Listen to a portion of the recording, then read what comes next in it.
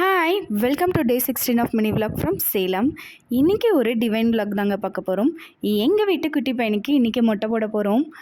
காலையிலேயே எல்லோரும் சீக்கிரமாக எழுந்திரிச்சு கிளம்பியாச்சு. ஆக்சுவலாக இவனுக்கு 2 மொட்டை போட்டாச்சு. இது 3வது மொட்டை. என்னோடய பிளான்லேயே இல்லைங்க இந்த மொட்டை போடுறது.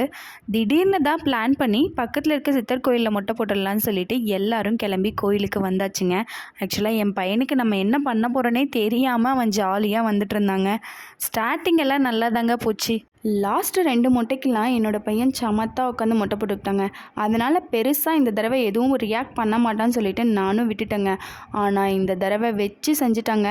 லாஸ்ட்டு 2 டைம் பண்ணாத சேட்டை எல்லாத்தையும் இந்த டைம் வச்சு செஞ்சுட்டான்னு தான் சொல்ல முடியும்.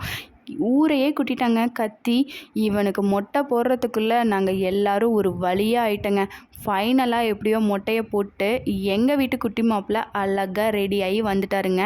கோயிலில் இன்றைக்கி பெருசாக கூட்டம் இல்லைங்க. ஏன்னா மண்டேன்றதுனால போல் நாங்கள் சாமி தரிசனம் நல்லபடியாக பார்த்துட்டு வந்து ரிலாக்ஸ்டாக கொஞ்சம் நேரம் உக்காந்துட்டோங்க. அம்மா அப்பாவும் வந்திருந்தாங்க. கோயிலில் கூட்டம் இல்லைன்றதுனால அவ்வளோ குரங்க நாங்கள் பார்த்தோங்க.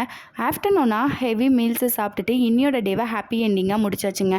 நாளைக்கு இதே மாதிரி வீடியோவில் பார்க்கலாம். அது வரைக்கும் பாய்.